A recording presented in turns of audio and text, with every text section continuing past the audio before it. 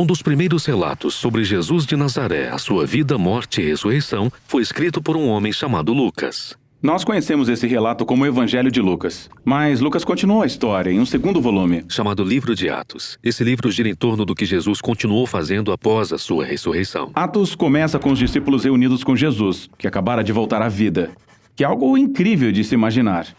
E durante semanas, o Jesus ressurreto continuou ensinando a eles sobre o seu reino de cabeça para baixo, a nova criação que ele iniciou através da sua morte e ressurreição. Isso é algo emocionante, e os discípulos estavam prontos para divulgar este reino para o mundo. No entanto, Jesus manda que eles aguardem e permaneçam em Jerusalém até receberem um novo tipo de poder, e assim possam ser fiéis testemunhas de Jesus e seu reino. Então ele diz que sua missão vai começar em Jerusalém, depois seguirá para a Judéia e Samaria, e de lá para as nações. Isso é como um roteiro para o livro inteiro de Atos.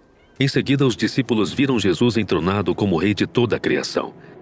Então os discípulos aguardam, se perguntando quando esse poder virá. Chega a época do Pentecostes. O Pentecostes é uma festa israelita antiga que ocorre no início do verão, e milhares de judeus peregrinos voltavam para Jerusalém vindos de todas as partes do mundo, e vários idiomas e culturas se juntavam na cidade. Os discípulos estão reunidos em uma casa que, de repente, é preenchida por um poderoso vendaval e fogo.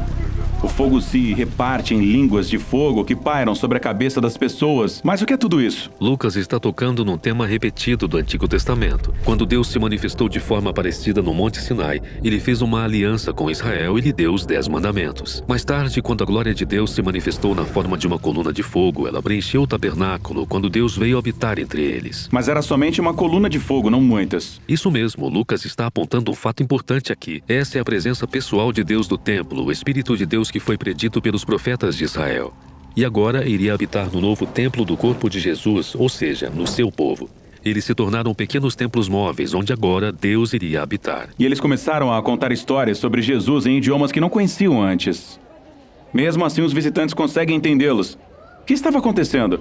Bem, Pedro se levanta e explica que esse é o cumprimento da esperança de Israel com base nas Escrituras. O plano de Deus sempre foi usar a família unificada de Abraão para trazer paz e justiça ao mundo.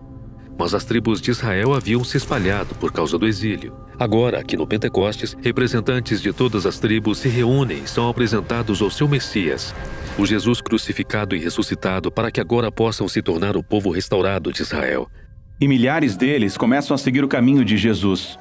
O que nos leva ao relato de Lucas sobre os 2 templos. Ao templo que Herodes construiu em Jerusalém, onde os discípulos de Jesus vão adorar como os demais israelitas. Mas agora também há o templo de Jesus, que consiste em pessoas. Esse templo está se reunindo em lares por toda Jerusalém. E essas pessoas estavam vivendo as suas vidas de uma maneira radicalmente nova. Certo, pense nisso. Muitos desses peregrinos nem são de Jerusalém. Eles formaram essas novas famílias onde todos dependiam uns dos outros. Sim, as pessoas estavam vendendo as suas coisas e cuidando dos pobres que viviam entre elas.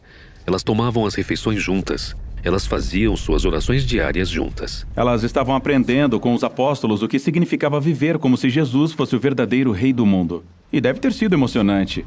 Mas nem tudo é diversão e brincadeira. Ser templo de Deus é coisa séria, assim como no Antigo Testamento. Talvez você conheça essa história estranha no livro de Levítico sobre 2 sacerdotes que desrespeitam a Deus no templo e morrem repentinamente. Bem, Lucas inclui aqui uma história semelhante de 2 discípulos que desonram o Espírito de Deus neste novo templo, e eles têm um destino parecido. Portanto, há corrupção na comunidade, mas o maior problema está vindo de fora. Sim, do outro templo. Os seus líderes se sentem ameaçados por esse novo movimento messiânico e por isso prendem os apóstolos. Eles tentam detê-los. E isso nos leva à história final da sessão de Atos sobre Jerusalém, onde conhecemos um novo discípulo, Estevão. Ah, sim, o Estevão. Ele é incrível. Ele se destaca como um líder entre os discípulos para servir aos pobres. E ele ia aos pátios do templo ensinar as pessoas sobre o caminho de Jesus. Os líderes do templo prendem Estevão e encontram falsas testemunhas para acusá-lo de desonrar Moisés e de ser um terrorista que está ameaçando o templo. Em resposta a isso, Estevão faz um discurso poderoso sobre como toda aquela situação era previsível. Sim, ele recontou toda a história do Antigo Testamento, destacando personagens como José, Moisés e os profetas, pessoas que foram constantemente rejeitadas e perseguidas pelo seu próprio povo. Israel tem resistido aos representantes de Deus há séculos, portanto, rejeitam a Jesus e agora aos seus seguidores, que é uma rejeição ao próprio Deus. Eles ficam furiosos e começam a executar Estevão, lhe atirando pedras e o destruindo até a morte. E ao morrer, ele se entrega ao caminho de Jesus, sofrendo por causa dos pecados dos outros. E então ele exclama com a voz bem alta: Senhor, não condenes esta gente por causa deste pecado. Isso foi basicamente o que Jesus disse antes de morrer. Exatamente. Estevão se torna o primeiro mártir do movimento de Jesus, precedendo muitos outros. Mas essa perseguição contém sementes de esperança, razão pela qual Lucas nos apresenta um novo personagem aqui, um líder religioso chamado Saulo. E ele fica de pé diante do cadáver de Estevão e até aprova o que aconteceu. Espera aí, Saulo? Você quer dizer que era o homem que se tornou o apóstolo Paulo? Sim, Lucas está mostrando como até esse trágico assassinato não pode parar o reino de Jesus. E assim muitos discípulos perseguidos se espalham ao sair de Jerusalém, e exatamente como Jesus disse, eles se dirigem para a Judéia e Samaria. A história sobre o que acontece lá é relatada na seção seguinte de Atos.